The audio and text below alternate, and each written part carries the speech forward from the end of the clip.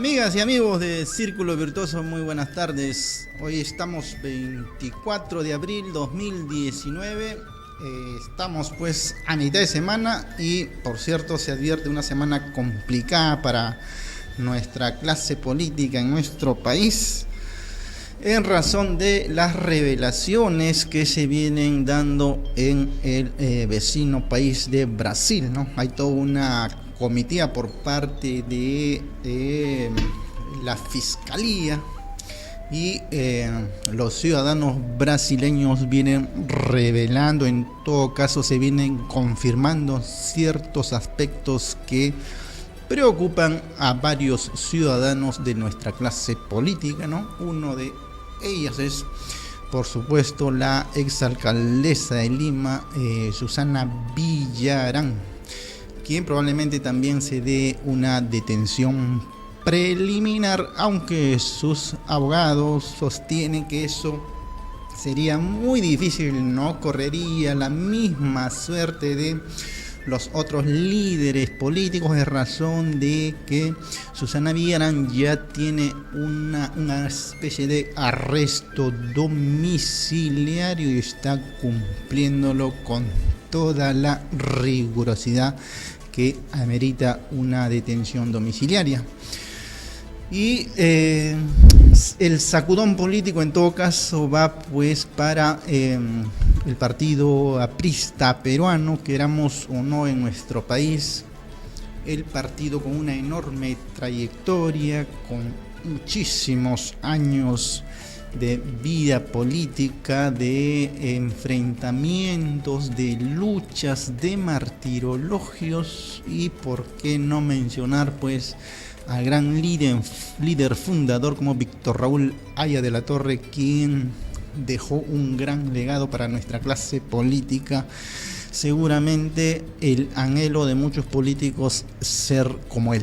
Ser como él no es tan sencillo en estos tiempos, porque quien estuvo pues más cerca de él y quien ya partió también de nuestra faz de la tierra, el expresidente 2 veces de nuestro país, Alan García Pérez, por muy cercano que estuvo a Víctor Raúl de la Torre, parte en una situación en la que seguramente sus detractores y los opositores, en todo caso al partido de la Estrella, hubiesen querido verle estar acá defendiéndose, en todo caso, de estas acusaciones que se vienen aún investigando, ¿no? El día de ayer, por cierto, que la célula parlamentaria aprista, sobre todo encabezada por los líderes actuales como Mauricio Mulder, Jorge Castillo, Luciana León, sostenían en razón de que había una especie de precipitación y errores por parte de la DIVIAC, por parte de la Fiscalía, por parte de los opositores, del mismo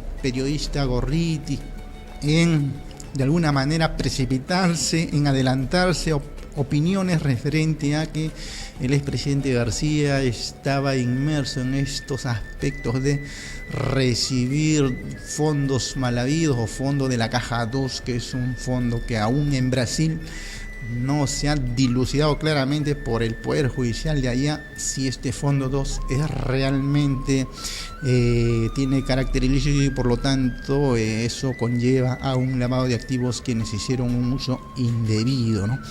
Pero en ese escenario la defensa iba en que el día de ayer el ciudadano Jorge Barata manifestó que efectivamente nunca el expresidente García le pidió esos favores de dinero, ¿no? Un apoyo, etcétera, etcétera. Y claro, eso más estaba orientado a que los amigos del expresidente García, en este caso el ex secretario también de Palacio, ¿no? El ciudadano Navas sí estaba inmerso en estos aspectos y por lo tanto Alan García no estaba muy al tanto de todo detalle, ¿no? Pero el día de hoy la cosa se ha complicado porque prácticamente ha dejado entrever de que el expresidente García sabía de estos aspectos aspectos cuando ya en el segundo gobierno, cuando se impone la banda presidencial, se entera de estos fondos en la forma como trabajaba Odebrecht para ganarse las grandes obras en nuestro país.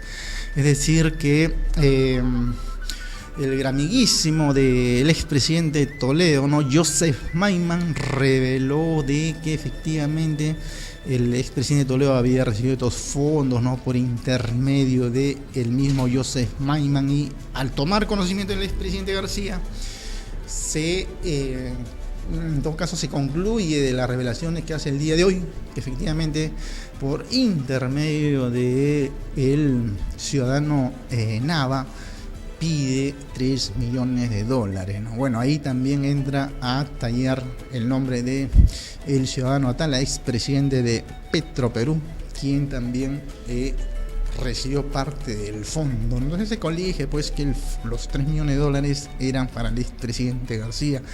Esta situación, por supuesto, que complica la defensa del aún en investigación, en todo caso referente a su patrimonio, ¿no? Porque claro, con la muerte de García, sus casos penales ahí quedan frustrados, digamos, ¿no?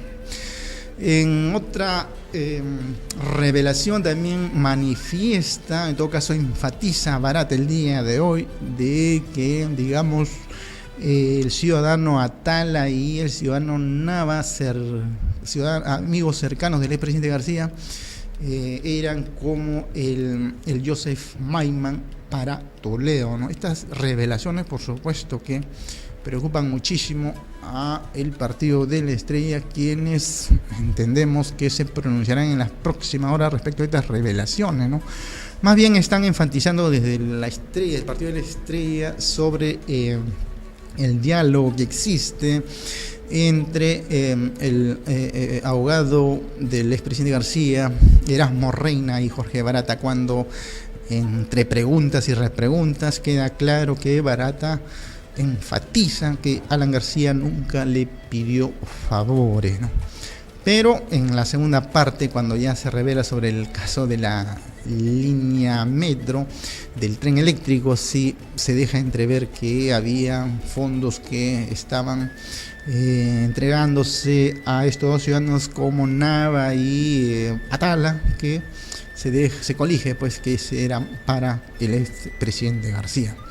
Esta situación pues complica nuestra clase política, porque como bien se ha venido también en debate en estos días sobre lo que se en algún momento puso mucho énfasis, por qué se precipitó la DIVIAC en ingresar a la casa del expresidente García, cuando debió esperar el día de hoy o el día de mañana para que se concluyan con las revelaciones del ciudadano Barata en Brasil, y finalmente, si es que se advierte dentro de las revelaciones que Alan García está inmerso en estos actos delictivos, se proceda a su detención. Sin embargo, con esta decisión fatídica, esta decisión fatal de cortar por todo y meterse un balazo en la cabeza, frustró todas estas situaciones. Entonces, en ese escenario, la consulta, o en todo caso la situación de enfrentamiento entre la clase política de distintas orientaciones, ahora está inmerso en que por qué más bien se precipitó en terminar con su vida, ¿no? Y surge pues desde el partido aprista que se trata de un martirologio más, ¿no? Por supuesto que desde el partido aprista hay grandes martirologios indudables. Sin embargo, el manto de duda acá estaba si realmente lo ocurrido, lo acontecido con el expresidente García era un martirologio más, o era más bien una cobardía de enfrentar a hechos que iban en curso en las investigaciones. Con las revelaciones de día va ganando terreno, y que efectivamente Alan García no es un mártir, ¿no? Al margen de el color político y la defensa férrea que pueda existir desde el partido de la Estrella, en realidad es complicado defender una situación así, mayor aún cuando tenemos una retahíla, una lista de ejemplos de grandes líderes que pregonaban, digamos, con el ejemplo, que sostenían y se defendían que ellos estaban para defender a su patria, defender a su honor, defender a quienes le eligieron, defender a quienes le nombraron con un cargo. Pero conforme se iba revelando, amigas y amigos, se podía advertir que efectivamente no pregonaban con el ejemplo. Pregonaban, pero detrás de ellos había aspectos delictivos, como por ejemplo el presidente coreano, que frente a una revelación casi ya indefendible por parte de él de que estaba inmerso en estos millonarios sobornos, se terminó matando, tirándose por un acantilado, ¿no? O los líderes de crímenes de guerra que también negaban a toda costa no estar inmerso en estos delitos de lesa humanidad, pero una vez revelados se metieron un tiro o finalmente se quitaron la vida, como el caso de aquel ciudadano que convoca una conferencia de prensa y en medio de la prensa se dispara en la boca, ¿no?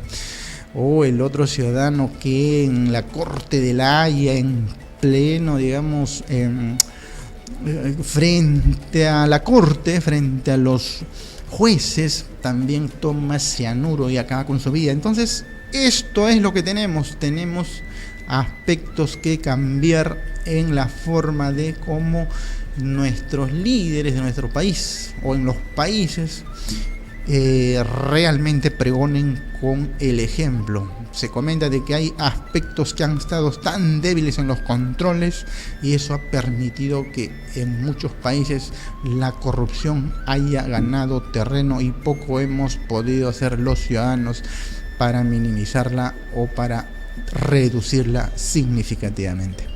Vámonos a una brevísima pausa y continuamos.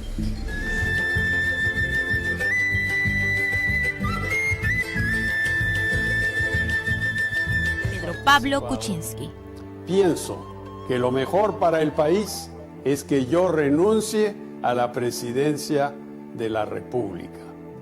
Este aspecto de la investidura presidencial se ve afectada ya cuando se advierte que en realidad había estos manejos políticos para salvar la situación de la crisis del presidente Pedro Pablo Kuczynski en una situación en la que realmente estaba en peligro su misma investidura presidencial, ¿no? En raíz de las situaciones que hemos podido advertir referente a las constructoras, y él estaba inmerso en una situación de manejos o conflicto de intereses cuando había sido ministro de Estado, ¿no? Conocidas las irregularidades. Ya, sí, un poquito el tráfico, me comprende la situación, amigo. Cuéntanos cómo inicia la cevichería, la comida, todo. Todo nace en un puestito de carretilla. Ajá. Hace más de 40 años.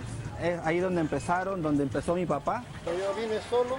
Solo. Una carrita de madera. Ajá. En una mesa. Puras conchas era Pura usted. concha. Conchitas Está negras. riquísimo, mira, ya soy cliente permanente acá de ¿Ya cuántos años vienes acá a comer? Ya perdí la cuenta, creo algo de 5 años. Y siempre acá. Fiel a Fausto. Este es el negocio de tu papá, su carretilla, todo. ¿Y tú? Bueno, ahora te voy a invitar a mi local, que he desarrollado las técnicas que ahora vas a ver en un nuevo local. Oye, y son 3 hijos ustedes, ¿no? Tienen 3 hijos. Dos damas y un varón que está... Y a todos les inculcaste la comida. Así es, completamente. Escúchame, la comida y el look también. El look, mira. Ese look, con la cosa la moda, pues, está la moda. Un look crema, pues. Ah, está.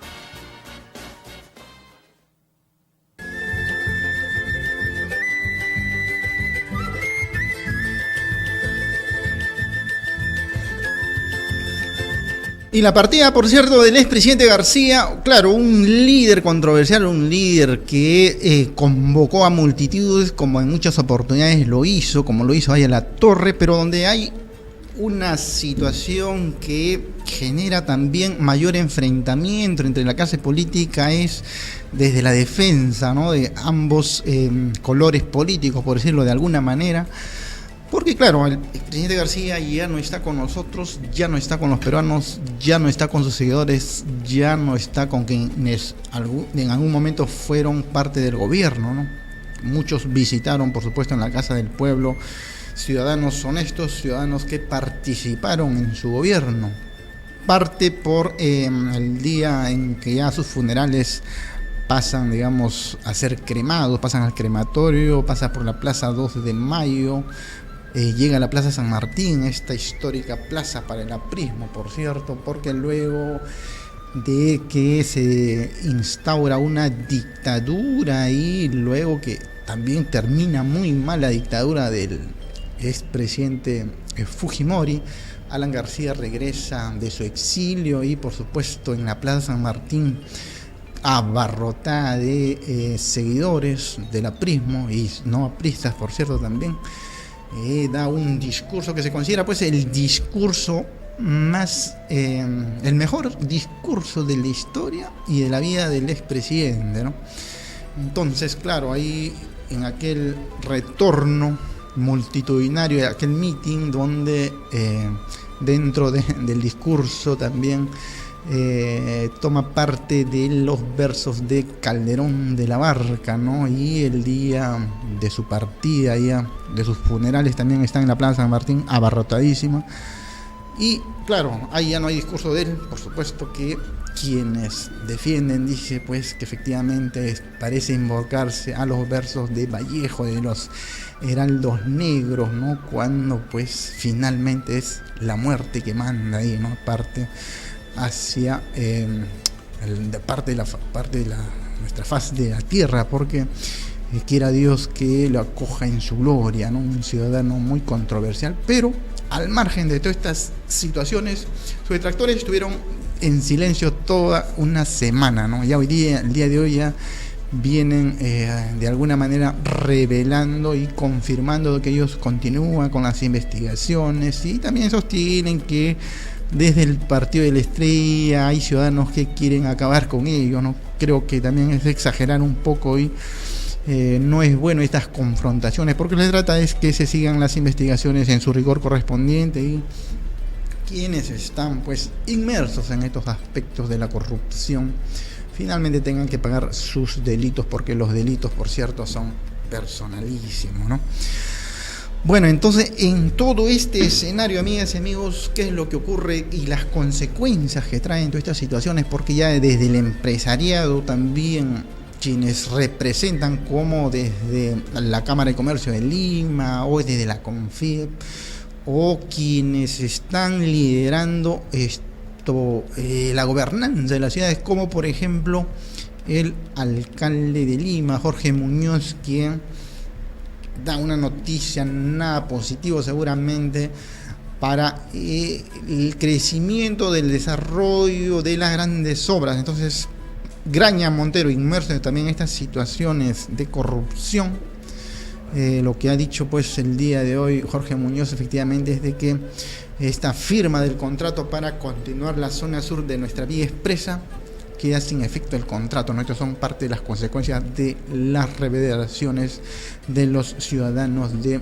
Odebrecht. Son consecuencias que afectan a nuestro empresariado en el sentido de que obras van a ser pospuestas. Hay que, en todo caso, convocar a qué empresa, qué constructora va a llevar a cabo dicha obra, ¿no? Esto, por supuesto, trae un freno en los tiempos, ¿no? Ya ese dinamismo de la rapidez, lo que queremos, no va a ocurrir. Pero, por supuesto que el gran ciudadano, el gran soberano que es el pueblo, lo que va a exigir es también prontitud en todo, ¿no? Bien, se pospone esto por unos días seguramente, pero nada debe, en todo caso, ser pospuesto por mucho tiempo, ¿no? Lo que se trata es que continúen el dinamismo de las obras. Otro aspecto que se revela también es que ese temor a que los que están en el poder actualmente, desde las municipales, distritales, provinciales o de los gobiernos regionales, o desde el mismo aparato estatal en sí, desde la presidencia de la República, ¿no? Frente a estos altos riesgos que podrían terminar con varios juicios, ciertas obras no se ejecuten. Hay unas demoras, hay mayor aún cuando hablamos de que muchos alcaldes han llegado al cargo que ostentan el día de hoy, no necesariamente con el equipo afiatado, con esa aquilatada experiencia, con los técnicos, con el perfil que se requiere para llevar a cabo, trabajar ya los proyectos. Si no lo tuvieron en campaña los proyectos, en todo caso trabajarlo con un esmero a prueba de balas para ganar tiempo y finalmente se ejecuten las obras. Hay una especie de mayor rigor en los controles, ¿no? Esos check and balance, el tema de que en cada institución hay representantes y responsables que dan el visto bueno para ejecutar y echar en marcha las obras, ¿no?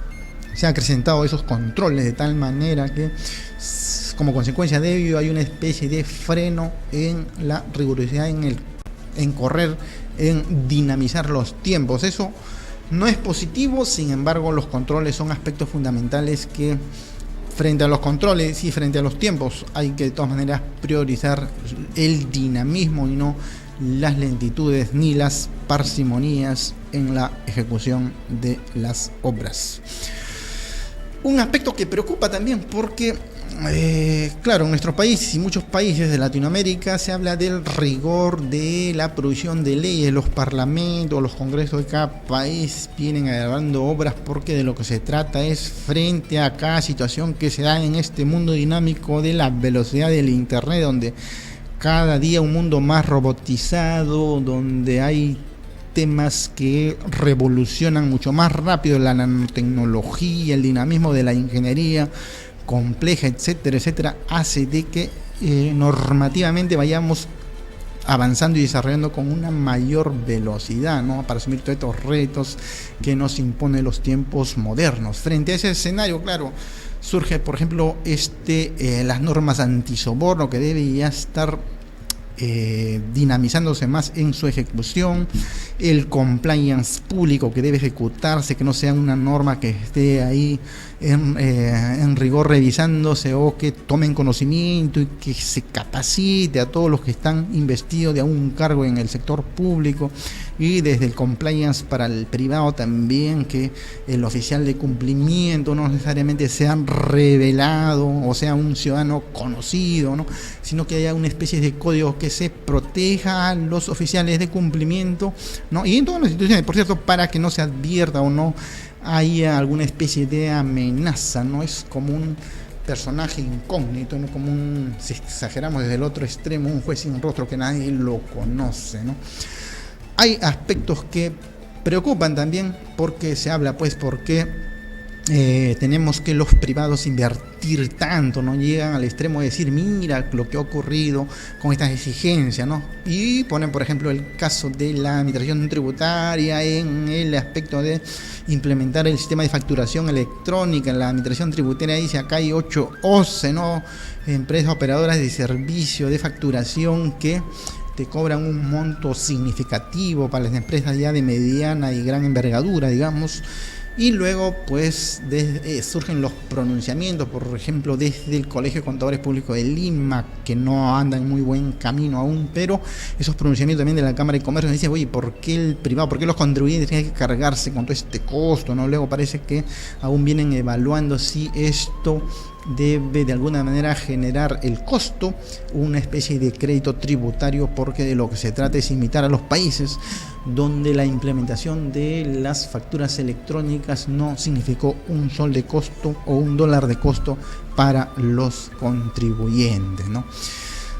Tareas de todo aspecto, desde el sector público y también desde los privados, para trabajar todos en forma armoniosa para asumir los grandes retos y desafíos que nos sorprenden día a día. Bueno, en el aspecto laboral, por cierto, amigas y amigos, ya estamos pues prácticamente a una semana, en la próxima semana, 1 de mayo, miércoles 1 de mayo, en todo caso, Día Internacional de Trabajo, donde se celebran pues todas las reivindicaciones hacia los trabajadores, ¿no? Seguramente se habla ahí de la flexibilización laboral, porque has tenido que venir flexibilizándose cada vez más en el camino, el tema de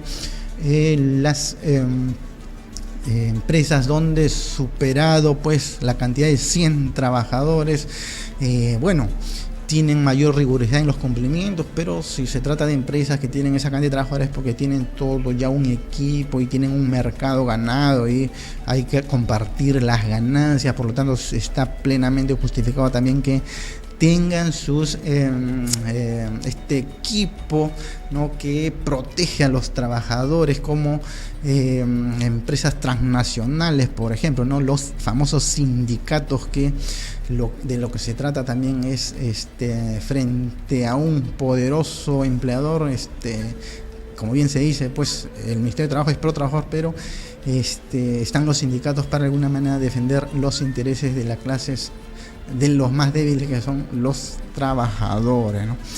Y hay una serie de exigencias, por ejemplo, estas políticas salariales, que desde julio ya hay un rigor en la exigencia, en los cumplimientos, de tal manera que de lo que queremos también es ir con tiempo preparando estas políticas, ¿no? Los medianos empresarios, por cierto, que es quienes tienen de todo caso correr un poco con los tiempos, porque normalmente las transnacionales, las empresas que tienen todo un equipo ahí afiatado en sus instalaciones, ya tienen todo esto de las políticas salariales, ¿no? Pero los pequeños aún no lo tienen, pero el rigor de la exigencia y los cumplimientos se estarían dando a partir del 1 de julio. Bien, amigas y amigos, nos vemos en la próxima edición.